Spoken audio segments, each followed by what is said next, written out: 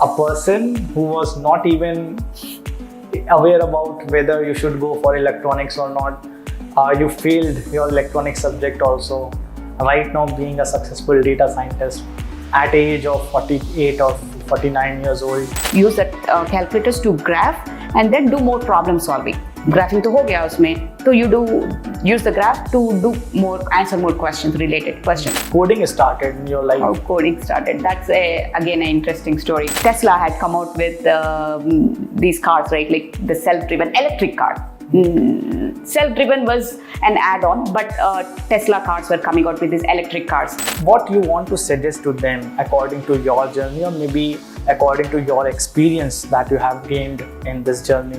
What kind of suggestions you want to give to our viewers? And most of the people are young than you, because they are still struggling to find out whether to get a transition, or maybe what to learn, what not to learn, what they are doing wrong, what they are doing right. So can you suggest something to them? Hello everyone. So today we have Jayasree with us. Now currently she is working as a data science machine learning project manager with Corning Incorporate. Now this is the same company which you can find out in your smartphones, because this company is producing Gorilla glasses and they have a lot of more business that they do in New York. Now the reason we have called her, and I'm really fortunate that I was able to meet her in person. She has traveled all the way from USA to India today, and I was able to interview her today. The reason we are recording this is because of her amazing journey. She was a teacher for last 24 years and she decided to transition into data science when she was 48 years old. Now she is a successful data scientist, and in this podcast, we will try to understand what all amazing things she did, why she decided to become a data scientist, and how she transitioned herself into this successful role. So let's get started. Welcome Jayasree to this particular podcast. Thank you, Sumit, and I appreciate this time that we are going to spend together. Okay, so Jayasree, I was talking to you for a very long time, and we were discussing about her journey for last 2 hours, just to trying to figure out that what all things we can record and provide to all of you to listen to, get motivated. So I have understood everything about you, but now I want you to tell our viewers about yourself, about your journey, about your background, about your family, so that they can understand that, okay, you are a normal person, not a person who was born to be a data scientist, not a person who was always meant to work for USA or meant to work in USA. So let's hear her. So like you said, I've been a teacher for 24 years, and most of it was from in United States. But a lot of people, when they see me or they meet us as a family, they think that I came there for my education, or I followed my husband there. He had a job and I followed him there, where most of them actually go there to, study. And then, but then when I say I'm a teacher, everybody is like, how did you get to be a teacher here? And I was a teacher in the public schools, right? In United States public schools. So, to take a step back, my journey started right here in Hyderabad, born and brought up here in BHL actually. So talking about your family, how was the financial situation in your family? Your father was working in BHL Mm-hmm. as an engineer. Mm-hmm. So was everything fine in terms of money, or in terms of finance, or was it difficult? I should say we were better than many people in many ways, and many ways we were not. So things were all right at home. They were not perfect. We were able to make the ends meet, but anything luxury we have never seen. Eating out or going on excursions or going on vacations, those were very unheard of for us. And even to pay at school, it was okay. So it was all subsidized by the company. My dad, so it was okay till we did grade school, right? After that, beyond that, we all went to private colleges, like it is normal here in India, right? We all went to private colleges, and financing that education from there on was not very easy. And of course, my dad worked hard, but my mom did amazing things so that we could, have better lives than what they had at that time. Like, many parents want to do that. Yeah. Acha, if I talk about your interest in studies, or maybe interest towards trying to gain education and try to do something big. So what was your thought process at that time? Were you the studious child, or were you like okay. Because you say when you say a data scientist, you probably have that. Yeah. No, it was not at all like that. And so when as a student, I was like, बहुत खेल कूद में निकलता था मेरा time हमेशा. Like I used to take time as it came to me, no goals, nothing. Finished high school, then went to intermediate like everybody. Went to, here they do MSET, like a common entrance exam for engineering and medical. I did that too. Rank कितना बड़ा है वो तो मुझे पता भी नहीं. Then I didn't get admission here. I got in some college, but then I went to Guntur, which is another city in Andhra Pradesh, and I enrolled, my uncle enrolled me in bachelor's in electronics undergrad. So then after that, I got a transferred colleges and came to Hyderabad to continue second and third year. And then I did not actually finish my it took me 3.5 years to finish it, whereas you have to finish in 3 years, right? It took me 3.5 years because one subject was left. I couldn't clear one subject. But then that was my undergrad. So basically, you were not so much serious towards the study. No. Taking the subject, which is electronics, was it your decision, or was it like? No, so like you ask, the best person in your family is your uncle. So you ask your uncle, uncle said electronics is good. So I said, okay, electronics is good. So electronics it was. So I went and just studied it was an interesting subject, and I learned many things. I learned it well. But like I said, I was not a goal-oriented person at that time. I just took everything that was thrown at me. Okay, so how teaching happened? Because right now, I know about you that you are a very great teacher, because I can replicate the same kind of qualities. I can see that. How teaching started in your career? So I used to teach kids, 4th grade, 5th grade students when I was in undergrad, like my second year of undergrad. Undergrad is like degree, right? So, and to support my family, basically to, supplement the income a little bit. And then I never kept anything for myself. It was unheard of, like, keep your money. No, it was to support my family. And that's how I used to teach. And so I think my mom saw something in me that I could be a teacher, and I was good with kids.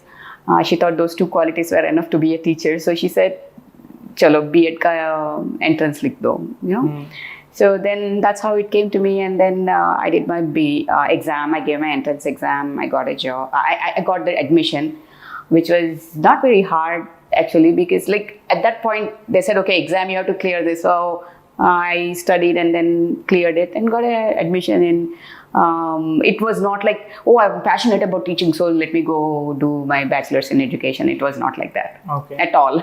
The two questions that I'm having right now is, number one, why you decided to migrate? Why USA? Maybe why not decided to grow in India itself? And the second one is, when it comes to growing your career, why you not choose to transition yourself into a different role which can give you a better income? Because as a teacher in India, there is a limitation in what you can earn. So why you stuck with teaching, and why you decided to migrate to USA? So that's a good question. So why did I not do a career transition to make better pay? Because I think, like I said, I was not a very goal-oriented. My goal was to have a better lifestyle, but I think I was looking to my husband to make that happen and not take it on myself to contribute to that. initially at least. Later on, when we look for opportunities, and it's not easy to make these things happen. And at that time, even now, it's very unheard of for teachers to go there. I never thought I could make that, and I was focused on my husband. Like maybe he can do something, and then I can follow him. And then like usually how you hear stories, I never thought it could be me who can contribute to that. I also. And basically, I think I had very low expectations for myself. Didn't think about too much of career. I was busy. I had my first child after my first year of my marriage, and I was busy, just roz ke kaam mein, just busy. But then we had this goal. Then I was looking at not myself but my husband to make that happen. Now I know maybe I would have made the same transition years ago if I stayed here and looked at myself at that angle. So, and then that's why I was looking, and then when this opportunity came, I said, just let's take it. Koi bhi ho, we can take that opportunity and go. So it happened. Okay. तो आपने पूछा ना कि क्यों US?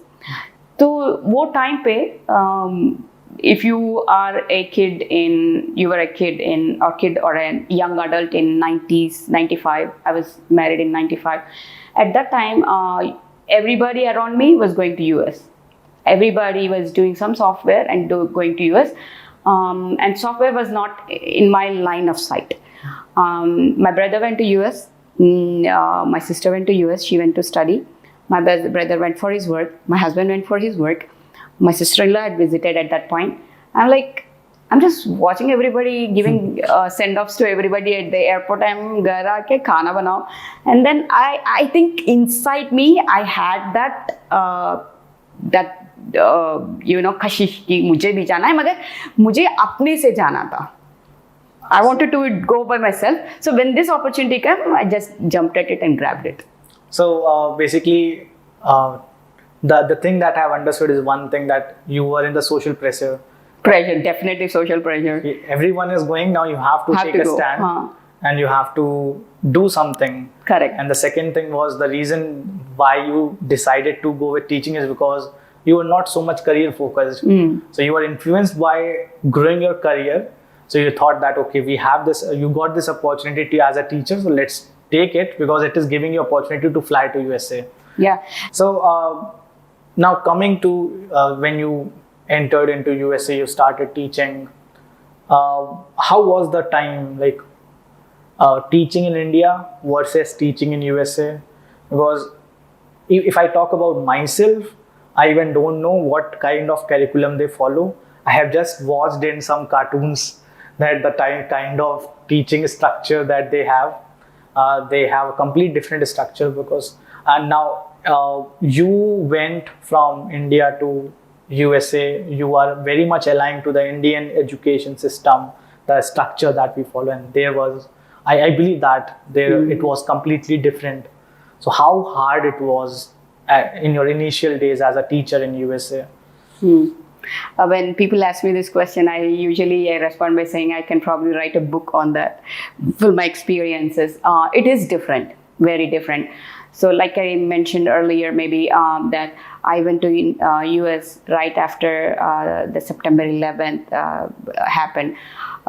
So I went actually in October 2001. And I started teaching in a very hard neighborhood, in a tough neighborhood. So basically in US, it's like, and I was teaching in a public school. Like यहाँ पे government schools जो होता है, वहाँ पे public schools. So it was a job in a public school. And in US, like when you teach if you have to go to school, you have to go to a school that's close to where you live. Okay, it's called your home school. You have to be in a certain distance of that school to go to that. You have to go to that school if you are in a certain distance. And so this school, that particular school, that where my first assignment was, it's a high school, 9th to 12th grade, and it was in a very tough neighborhood. And I interviewed, I got the job there. Then I started teaching there. The first day I went, it was the middle of the school year. They came back from their winter break, which is in December, and they lost one of their teachers. She left the job for some reason, and they hired me to pick up that classes right in the middle of the school year. It was a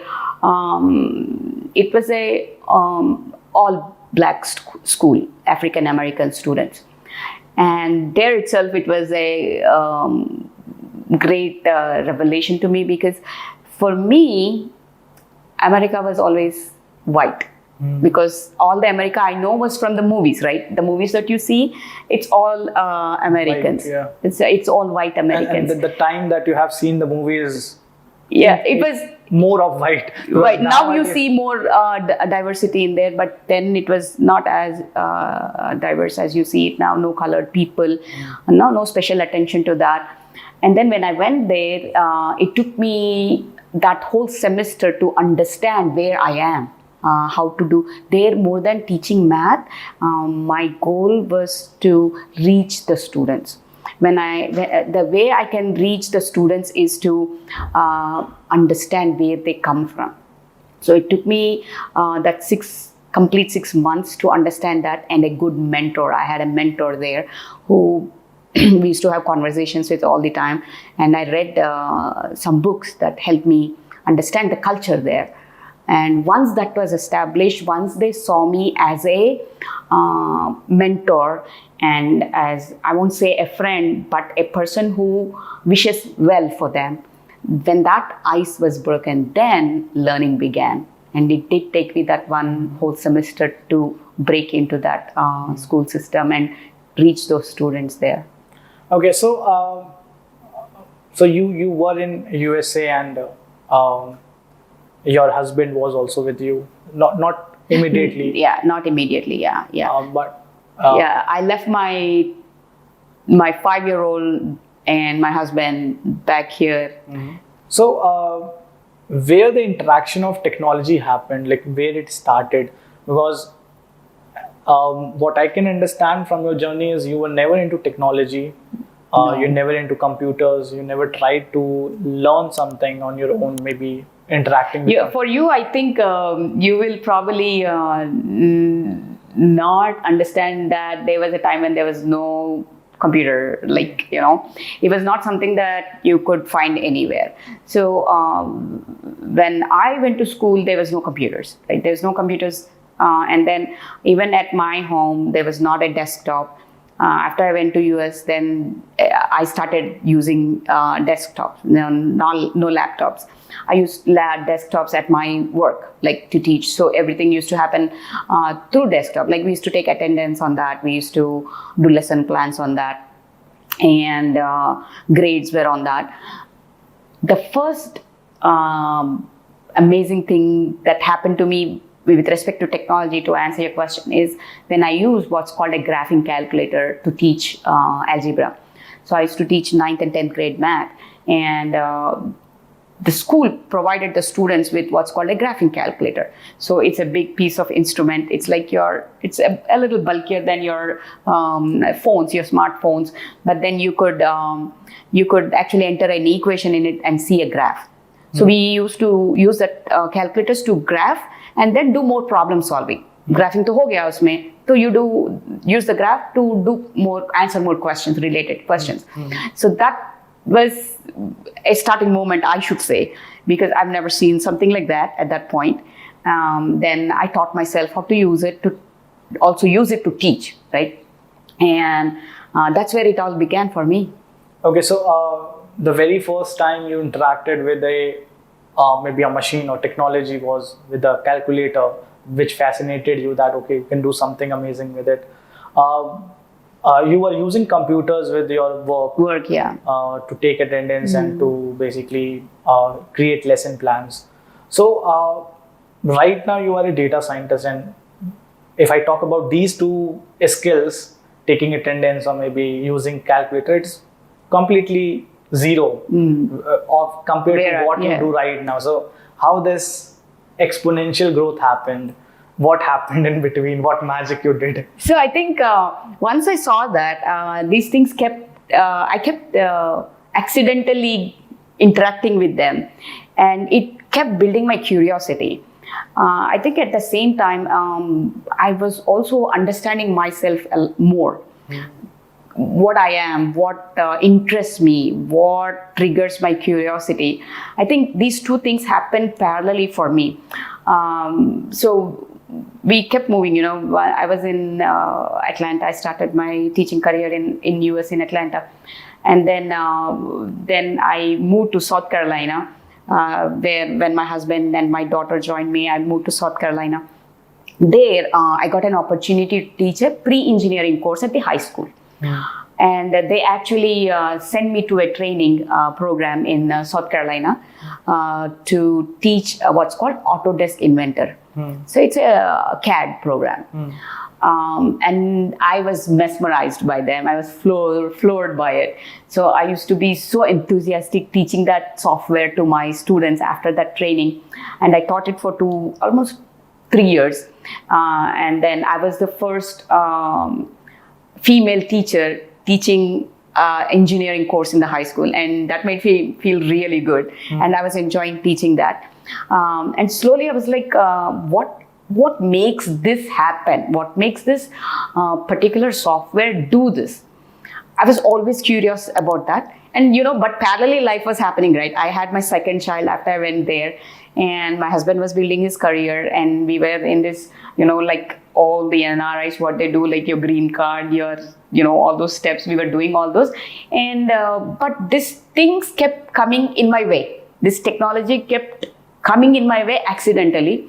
And I never lost that interest. I was curious, right? I used to build on that, read on that, build on that, but never thought of doing anything with that at that point. Okay, so you were basically teaching. So everything happened as a teacher. You used computers for teaching. Then you taught an engineering subject, which is a pre-engineering subject, and then you learned by yourself. Like you got trained, and then you started teaching for your school. How coding started in your life? How coding started. That's again an interesting story. So like I said, I was growing personally, and I was also growing, understanding what my triggers are for, what my interests are. So when I moved to New York, after South Carolina, we moved to New York, and my daughter was in 5th grade. My second daughter was in 5th grade. Then in US, in December, there's a one week they call Computer Science Week. And in that week, there is one day when they do what's called Hour of Code.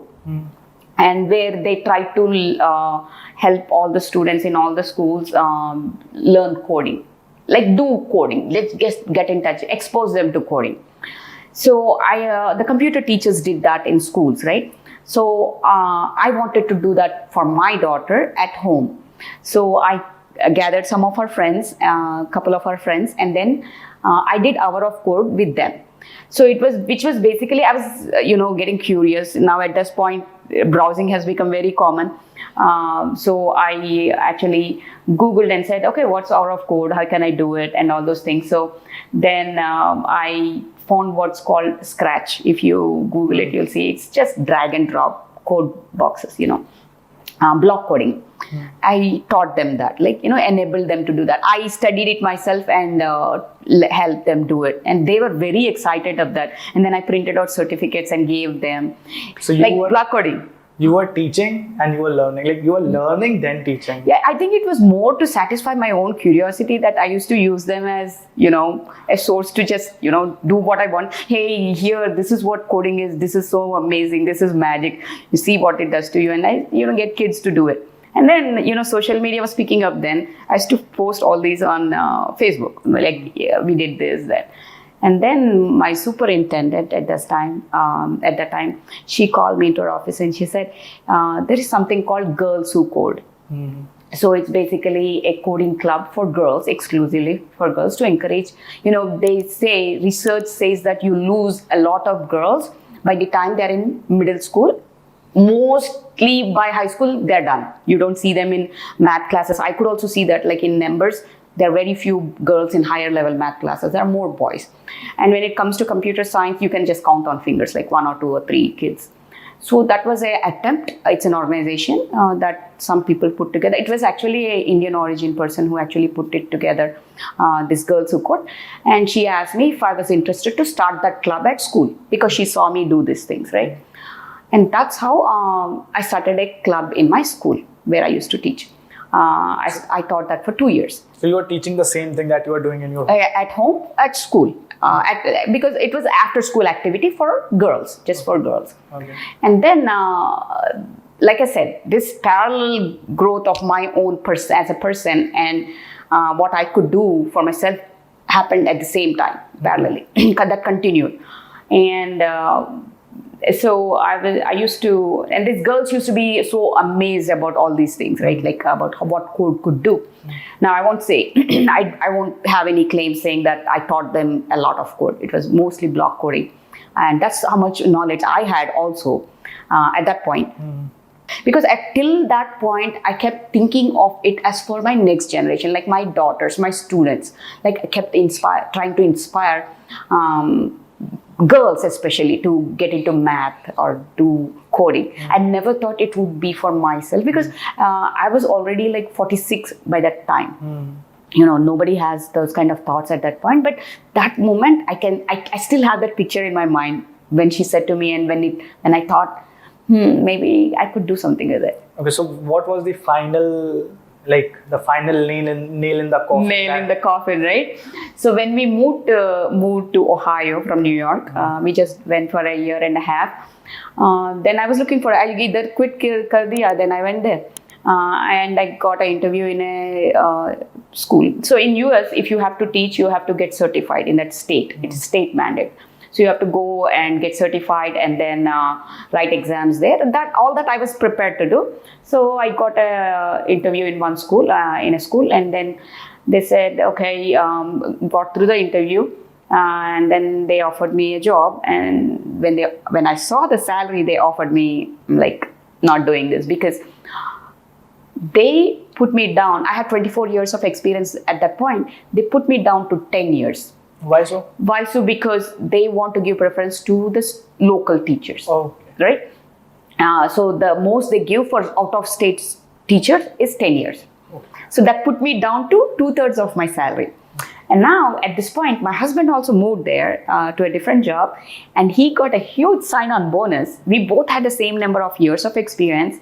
Of course, he was in technology, but then he got this huge recognition for all his years of experience, whereas I was losing 1/3 of my salary to do more, because when you're a new teacher versus when you're a teacher with 24 years of experience, it's a different ball game. You have a different person teaching you, right? You know, you're a teacher. You know how your first year of teaching is. And when I was coming back from the interview, my husband called and he said, "How do you go?" I said, "They offered me the job, but this is the pay."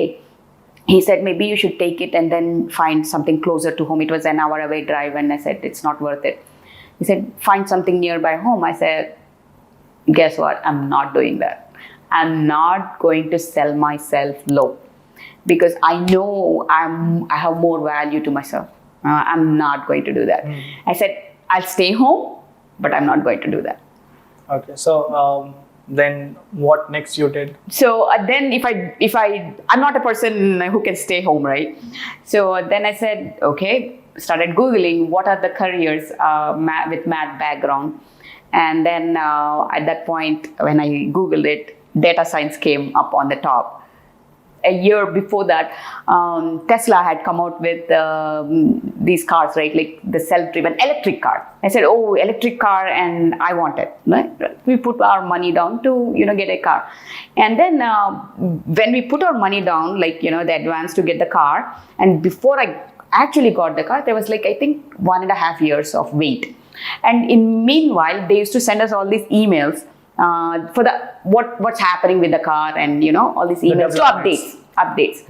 And then I used to keep reading those articles and all. I read about how this self-driving happens, or the technology, what it is. So basically, it's very evident today that the car is fit with sensors around. It has 6 sensors, basically cameras, high resolution, the cameras that collect the data, right? It takes pictures and sends it to the CPU. It analyzes it and basically keeps the keeps the car on the path, right? And it does CNN, right? CNN. It does. So you got yourself introduced at CNN, like at the top, right? Not not logistic regression, not anything lower. CNN. I'm like, what is CNN? You know? And then they kept talking about machine learning. They're doing machine learning. I'm like, okay, very interesting. Blah blah blah, right? And then when I went there and then I said I no to that job, then I'm like, okay, with math background, what could I do? Then data science showed up on the top. So you Googled this? I Googled, like, what could I do with my math background, right? Okay, so you were already having a very good math background. Math background, yeah. So now you wanted to transition to technology, but with this background. Yeah, I mean, I didn't even think about technology. I said, what could I do with math? Options. Any options? Like, what could I do? Maybe other than teaching. Other than teaching. What else could I do? Then data science came up on the top. And I'm like, it rang a bell. Okay, data science, machine learning, CNN, it all connected. And then I started digging deeper. And it was intimidating, a lot of coding, machine learning. There are many new terms and it is intimidating when you first look at it. I'm like, okay, if it is data science, how do I go about it? Right? So one thing is for sure, Sumit, one thing I knew by that time is that if I make up my mind, one attempt, I have to do it. I give my 200% and get it done, right? But should I attempt it? Should I start it? Should I take that first step? Should I invest? Invest my time and my money in it was the question. For that, I had to do more and more search. Then I actually went on to test myself on that. I went and did a course called Data Science for Executives from Berkeley, UC Berkeley. It was basically a course that was designed for executives who hire data scientists. So then I thought that I studied the overview of the curriculum, and it said, that it is designed for executives who hire data scientists to work for them. Then it gave me an idea of what is expected of a data scientist. If I am become a data scientist, what I should be able to deliver. So you got the clarity of what all you have to learn, or maybe what are the expectations that you have to fulfill in your career if you are trying to take data scientist as a role. Correct. And because I said, like, when I studied about what is data science, I was intimidated. Then I wanted to see if I could do it. So then I went and enrolled in that course and did that course for 12 weeks. And I felt like I could do it. You have that, you'll know if you can do it or not. So I had that in me that I could do it. And then I started digging deeper, and it said many places said you could become a citizen data scientist. Like, you can teach it to yourself. But for me, what is important is everything has to be time bound. If I start something, it has to come with a deadline. By this time, I should be done. But if I go on that path of citizen data scientist, I have the discipline, but I don't know the structure of it. Like, kaun se course ke baad kaun se karna hai? What goes first, what goes next? Because it was very new to you. New to me, and I didn't have anyone around me to talk about that to me. Or I couldn't discuss. I didn't have anybody to discuss that with. So I just went on and I went on Udemy, I went on Coursera. And then there are courses, like they lined up courses. For me, I wanted direct instruction because I always believed in direct instruction. I can learn a lot, but it is supplementary. If I learn online, it is supplementary. It can be the first time learning something, So I was looking for structure, and I was looking for deadlines. Structure and deadlines. That's for your two basic requirements. So then I said I have to enroll in a college.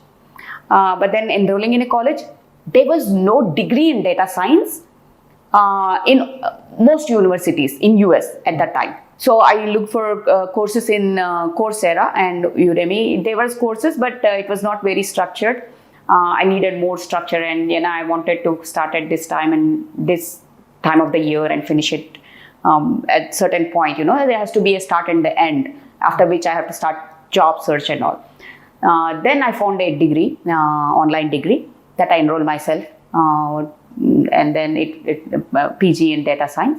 And that's where my real journey started with data science and machine learning. So, the reason you took data science as a next career option for you is because you were curious, you were fascinated with technology, you wanted to find the answer that why this thing is happening. You enjoyed maths and enjoyed finding patterns. These were the basic requirements. To fulfill this, you decided. If I can interrupt you, the term that you use, right, finding patterns, that used to be my driving force even when I was a teacher. Our algebra course that I used to teach at school, it's structured in a way where we teach kids to solve equations and then graph the equations, and then you do problem solving, right? Real life problems that we call. And then we used to teach stats. And then at school I used to fight. Like I used to say stats should happen first, because the equation is just a representation of data, the relationship between a dependent and an independent variable, right? That's what you teach in stats. There is something that you're studying, and there is a response and a stimulus and response, and you record that in numbers. That's data. And then you teach students to collect data first, then give it an equation, right? Establish a relationship between dependent and independent variable, then go on and find a pattern. That's a pattern. A equation is nothing but a pattern, right? If you put numbers in it, it will give you a pattern. And then you, let's say you graph it, you're visualizing that pattern. I used to fight for that. And then when I saw that machine learning is an opportunity to do that, I was really excited. And I think at that point, I was like hooked on. I said, okay, this is what I'm going to do. Okay, so when you started learning data science, because when you have to learn data science, when you are targeting yourself to work as a machine learning expert, you have to do a lot of coding. What you have done in your while you were teaching to kids was just drag and drop, and here you have to do write logic and write code. Yeah. So how difficult was it, like the initial days, and understanding the code and the logic behind it, and actually typing the code? Yeah, it was very hard. It was very hard, and so I should tell you guys that I found a very good teacher, and I could see in Sumit a teacher, I think, almost as good as me or better. So how much I struggled with coding in the beginning, establishing the logic, and everything was new to me, and I think I was also attempting it with fear. That made it more difficult. But what you helped me do was phenomenal, because after my interaction with you and your sessions, through the program, I started coding without the fear. And that's when I started learning better. You took away that fear. I was not put down like, oh, itna bhi nahi aata, kabhi wo baat sunai nahi aapse, kabhi, and then thoda karke it happened. So right now you are doing really great. You have completed your master's also. You are working as a data scientist right now, holding that position, working on various projects, managing teams. You are doing a lot of things. If the person right now listening to you, maybe trying to enter into this field, or maybe thinking of entering into this field, or struggling to get their first transition, what you want to suggest to them according to your journey, or maybe according to your experience that you have gained in this journey? So I would definitely want to respond to that question. So most of us, when we choose a career path, I won't say most of us, most of the people that I come across who pick a career that will help them make good money. Good money, and somewhere there is some interest somewhere, right? But for me, what cut the deal is my curiosity. The transition I made and the money that I make because of the transition is a byproduct. The true investment was my curiosity, and what my interviewer saw in me was also the excitement, the passion. They didn't hire me because I knew all of my data science. They hired me for my learning curve. They hired me for my passion for the subject.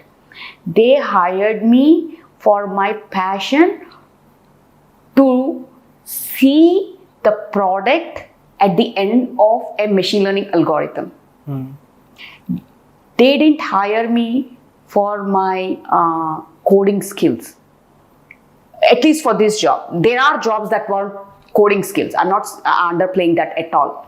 But what got me this job in a reputed company like Corning is they saw that spark in me for the interest that I had in the subject. So basically, you still use coding for your I do. But still, to obtain the result, the most of the time you're using your curiosity to find patterns, to connect the dots, and the coding is one part of it. So that's what I always tell to my students also, ki, if you really wanted to be a successful data scientist, and you can see her and sitting in front of you, the live example, to be a successful data scientist, you have to first of all understand that problem solving is more important than coding. Coding is just a tool. It's just a tool that you're using to solve that problem. That's a good point, like problem solving. So there are different ways you can solve a problem, right? I work in a manufacturing setting. Like I work, my data science projects solve problems in manufacturing. I work with, it's called smart manufacturing, right? I'm in a digital transformation team. So basically we offer machine learning solutions to manufacturing problems. So understanding the problem and having the brain to crack open the problem is 80% of it, 80% of the job. And then what kind of solution you want is the next question, and you're saying, okay, data science is the solution. I want to offer a data science solution. That's where I come in. The 80% of work is to understand the process, at least in the area that I'm working, anywhere, understand the problem. 80% is that, and then rest of it is work on your solution. So 80% of the time you're just understanding where you can solve this problem with the data science. Correct. How can I fit a data science solution to the problem that exists in manufacturing? That's what I do. But anywhere you are, you spend most of the time to understand the problem and lay out a plan from problem to the solution, connect them, right? So once you know that ability, and you know the ability to put that bridge. So once you know that you can lay this path, the solution is the path, right, to solve the problem, then you have it. Baki to, you got it from your education, right? You got your skills from your education. The one skill that you have to develop is problem solving. And Baki, like you say in data science, 80% of the time is EDA. All those will come later. But understanding the problem and fitting that correct solution is the key. Great. So I hope you guys learned something new from her. Before we end this podcast, I'm going to ask her the last question. According to your journey, which you have followed from being a person who was not even aware about whether you should go for electronics or not, you failed your electronics subject also. Right now, being a successful data scientist at age of 48 or 49 years old, what kind of suggestions you want to give to our viewers? And most of the people are young than you, because they are still struggling to find out whether to get a transition, or maybe what to learn, what not to learn, what they are doing wrong, what they are doing right. So can you suggest something to them? So definitely, if you see me, you can tell, age is nothing but a number. At least when it comes to education, learning, I won't say education, but learning. Learning is a continuous process. It keeps happening. The first thing is check your curiosity. And I tell my students the way to check. I used to tell my students the way to check your curiosity is you're scrolling through your phone. Where do you stop? What do you read? Where do you stop and spend time reading? and then you see yourself in that position, like, like let's say you are कोई video देख रहे हो जहाँ पे कोई gymnastics कर रहे हो, then you can visualize yourself doing that, right? You stop and watch and you keep going back to those videos. Maybe that's where your interest is. So subconsciously, where do you find your interest? So you're traveling somewhere and then you see someone repairing a scooter, then you want to go and see कैसा किया उसने. So those are the little subtle things you should pay attention to. That's one thing. And second thing that is very important for learning is learning how you learn. So you should explore yourself and say, do I learn on my own? Do I learn from an instructor? Do I learn from a book? Do I learn by rote memory? Do I learn by doing? If you learn how you learn, that is the second hurdle that you cross. The third and final hurdle is to distinguish between talent, passion, and interest. Very important. Like most of the people right now I see choosing to become a data scientist or maybe a data professional is because they are influenced by looking at people. Like the example that you gave, that Sumit is a data scientist doing very well, so I wanted to be a data scientist, I can be a data scientist. But that's not true. You have to first of all understand, distinguish. Is it a passion, it is a talent, or is it something which is exciting you? So that's very important. And I'm glad that you came up with this point, which is very important for all of you to understand. So that was a very insightful and great discussion with Jayasree today, and I'm very much happy about that we were able to successfully record this video, and I hope you guys must enjoy this video. Please share with everyone, those who are getting a lot of questions whether they should opt for data science or not, or maybe whether they should do something apart from data science, because this video will get you a better clarity about whether a data science course or maybe a data science career is for you or not. So that was all about from my side, and I hope to see you guys in the next video. But before we end this video, don't forget to subscribe to our channel Session with Sumit, because we are going to come with more such interesting content, and hope to see you in the next video. Good luck.